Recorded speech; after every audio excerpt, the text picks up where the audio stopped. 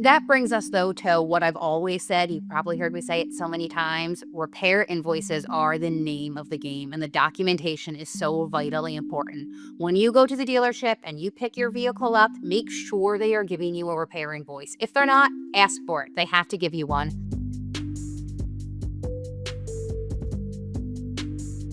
Welcome back to Lemon Law Unpeeled, the Lemon Law podcast. I'm Emma. And I'm Courtney. And I'm Steven. Today, we're going to be talking about Maine Lemon Law. We're going to discuss its requirements, the procedural process, and our general experience with claims in Maine when dealing with lemon law vehicles. First, let's just start with the requirements of what makes a lemon in Maine. So typically in Maine, you would need 3 visits for the same problem or 15 business days out of service within the first 3 years or 18,000 miles. So pretty comparable to most other states. Some states are 12,000, some are 24,000. Maine is right smack in the middle at 18,000 miles. And that's what always confuses me about Maine, because usually, so take New Jersey, for example, right? It's 2 years, 24,000 miles, because the average consumer puts 10 to 12,000 miles on their vehicle a year, right? So 2 years, they use the top end. That makes sense. They have 24,000. The 318 to me already just off the bat makes no sense. You're going to most likely hit that 18,000 within like a year and a half, probably? The 3 years just doesn't equate. Yeah, exactly. So Pennsylvania is 1 year or 12,000. New Jersey is 2 years or 24,000. But then Maine is 3 years, but only 18,000. It does seem very odd to me. Yeah, and it makes such a limited time constraint, right? Because the 3 years makes you think that you've got all this time in the world. But really, as it is with other states, it says 3 years or 18,000 miles, whichever comes first. So if your vehicle is less than 3 years old, but you have more than 18,000 miles on it when you're having the issue, or vice versa, you don't qualify. Both of those have to be present. And while you're having the issues, right, in Maine Lemon Law, you have to send, like most other states, a final repair attempt notice. So in Maine, you need to send a notice to the manufacturer, giving them an opportunity to do a final repair attempt once you've met the requirements to qualify for Maine's lemon law.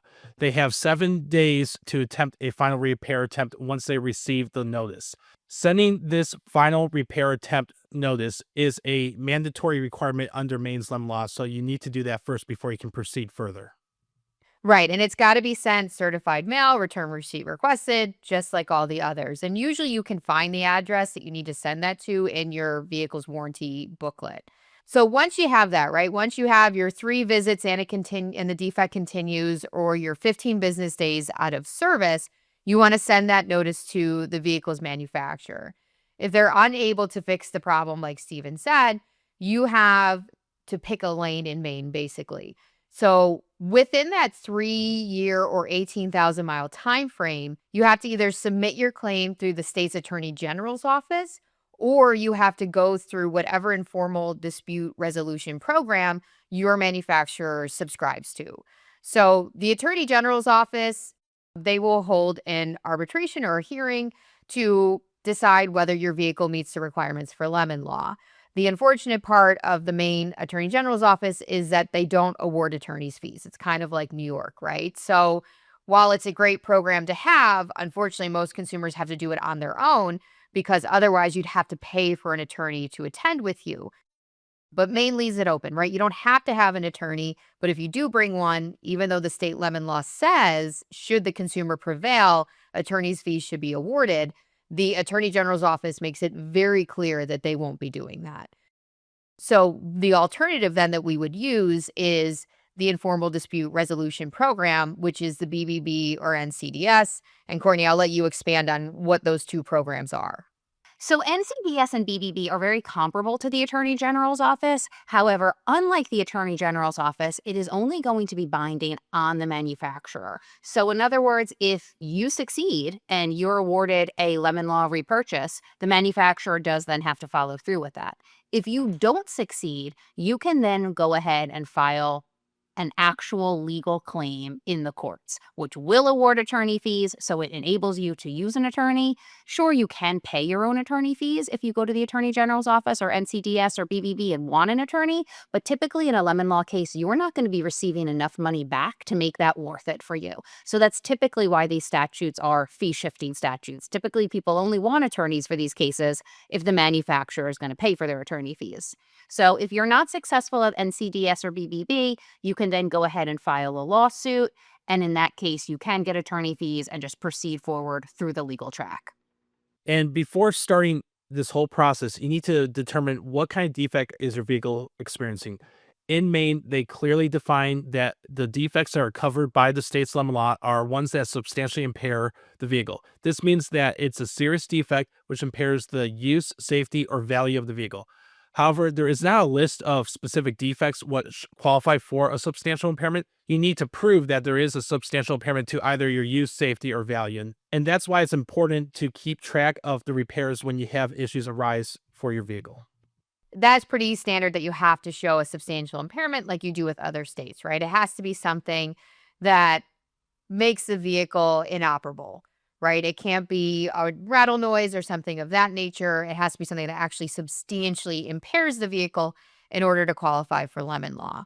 And if you choose to file a lemon law claim in court in Maine, you have to do so before your vehicle hits 3 years old, starting from the original purchase date. So you have to be mindful of both of those timeframes, both the requirement to file either with the state arbitration program or an informal dispute resolution program before your vehicle hits 3 years old or has over 18,000 miles, plus the 3-year marker to file the lawsuit. And so these are really important timeframes, again, that you have to be aware of and can make it beneficial then to have an attorney by your side to make sure none of that is missed. Because once they're missed, they're missed. You can't undo that. But you do also always have the option of breach of warranty as well, right? Breach of warranty claims are what we've talked about before in the sense that it's a manufacturer defect that arises within the factory warranty period that requires too many visits. The Magnuson-Moss Warranty Act doesn't really describe what an unreasonable number of visits is, but we kind of look to the state lemon law for that, right? That's sort of what guides us. Yeah, I always look back to the lemon law. So typically, if you've been back 3 or more times, the court will typically find that that was unreasonable. But like we were talking about with the lemon law, where it has to be a really egregious defect, I typically tell clients it has to be something that is quite literally preventing that vehicle from being driven from point A to point B, whether it be steering, braking, turning, something very egregious.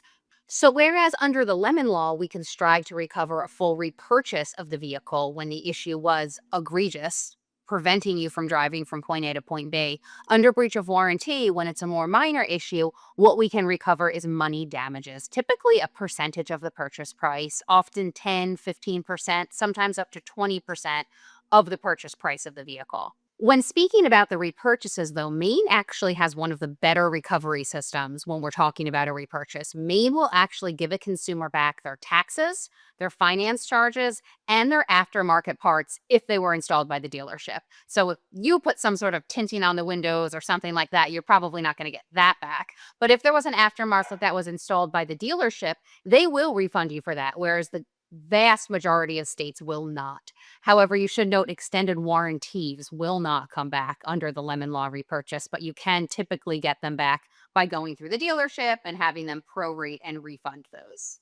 Right. Yeah. They'll give you that money back. You just have to cancel it at the dealer, which I know is kind of frustrating to have to go there in person. But usually I tell clients just do it when you surrender the vehicle. March right into that finance department and tell them you want these service contracts canceled. Because if you try to do it over the phone, email, they're just not going to do it, unfortunately.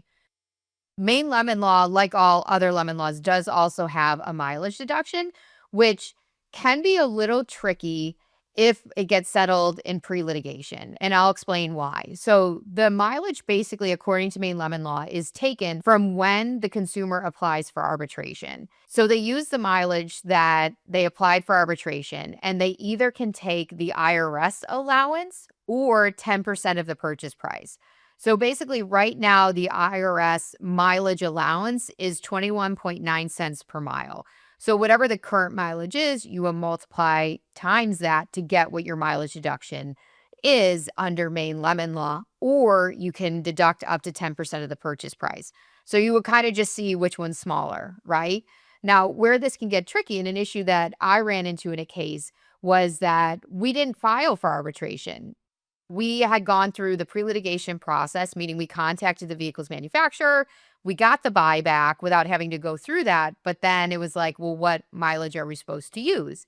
And so what I basically went with, and fortunately the manufacturer went along with it, was, hey, based on his service history, he qualified for Lemon Law. So he had his, 15 business days out of service, or I think his fourth visit. I can't recall exactly what it was, but he qualified for Lemon Law and could have filed for the arbitration process, let's say at 5,000 miles, right? Just using a random number. So let's use that figure to calculate his mileage deduction instead of the current mileage, because technically he could have applied for arbitration, but instead we decided to talk with you guys to get a resolution as opposed to taking it to court. And fortunately, they bought it and they let us do that because the mileage deduction they'd sent us originally was absolutely astronomical. And like we've talked about before, their calculation in general was just wrong. Oh my gosh, the number of times I had to send those calculations back to them. They didn't include the aftermarket parts. They didn't include taxes. They didn't include the finance chart. It was just an absolute mess. And then every time I sent it back, a supervisor would have to review it, and that would take 2 weeks, and then it would come back to us. This poor client of ours, he was super patient, really great guy, but he unfortunately had to really wait to get those final figures and be able to surrender the vehicle because it took them so long to get all of this sorted. But it can be, a little tricky when it comes to that in Maine as to how that would be calculated. Whereas as we talked about, right, with breach of warranty, it's just a percentage of your purchase price back and you keep the vehicle and off you go. It's pretty easy in that respect. Yeah, breach of warranty actually tends to be far quicker because it's very simple. This is the amount we're offering you. We can negotiate it back and forth. This is the amount you're accepting. Great. We're sending you a check for that amount. Lemon Law repurchases can absolutely be more complicated and take more time because we need these documents. Then we have to crunch these numbers. Then we might need these other documents. And so it can be a more onerous process in the end. Right. It can be tricky. And we've had a bunch of, so I had another Maine Lemon Law claim actually that we recently, well, this year, I guess I'll say, did resolve that we had to file and go to court on. The tricky part being that the documentation that was given by the dealer was really conflicting. So we had multiple repair orders with multiple dates out of service. So trying to prove the 15 business days out of service became our client's word against the manufacturers, right? Because we had one repair order that was dated only, I want to say 3 business days out of service. And then we had an overlapping repair order that kind of connected off of that for an additional, at that point, it was another 25 business days out of service. So the manufacturer was trying to break them up to look like 2 separate visits for 2 separate issues to try to divide up that timeline. When really, if you dug through the narrative of the repair orders, you could see that they were connected and that the prior repair was included under a certain line, and that in one of the paragraphs, there was a mention of the same problem she had reported before of the vehicle not starting. But that came down to my word versus theirs and how much we could prove. We ended up resolving it for cash. But these cases can get a little tricky in that respect too when the repair orders aren't totally accurate. That brings us, though, to what I've always said. You probably heard me say it so many times. Repair invoices are the name of the game, and the documentation is so vitally important. When you go to the dealership and you pick your vehicle up, make sure they are giving you a repair invoice. If they're not, ask for it. They have to give you one. Read it once you get it. Make sure the dates are correct. Make sure your complaint is documented, and make sure whether they verified a problem and a repair was made if that is documented. Make sure all of that is correct because those are really the only real evidence when we're litigating these cases. And it's pretty impossible to prove that there was a defect or a repair made without those documents. So always make sure you have those. If you did happen to leave without getting an invoice, call the dealership. They should absolutely have something on record that they can send to you. And like Courtney said, these documents are important. It's always important also to keep a file where you keep all your documents for your vehicle. That's either your sales contract, your lease agreement, even tire changes, oil changes. Documentation that you can easily grab when you need it for a reference, so that way we can have everything in one place. That's always helpful when you're possibly going to have a legal situation for your vehicle. Yeah, you have to be your own advocate, right? You have to press for this information. You have to make sure it's accurate. You can't rely on the dealership to have all of that information properly written down because while to you, your vehicle is important, your situation is so important, to them, you're one of, 100 cars that they're going to see that month.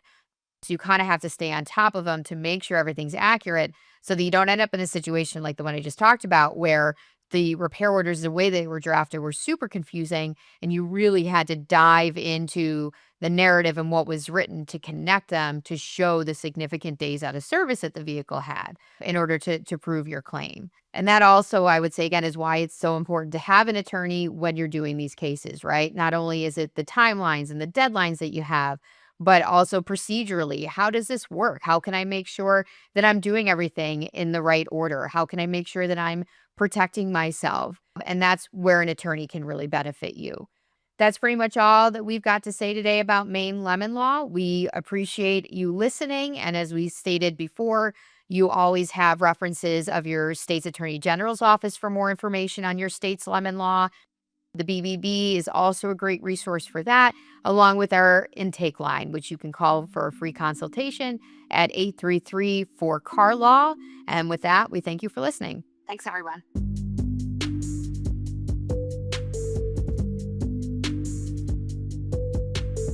Lemon Law Unpeeled is for informative purposes only. It is not to take the place of legal advice and does not create an attorney-client relationship between the viewers and Robeson Lemon Law Group. Individual results also may vary as outcomes are determined on a case-by-case basis.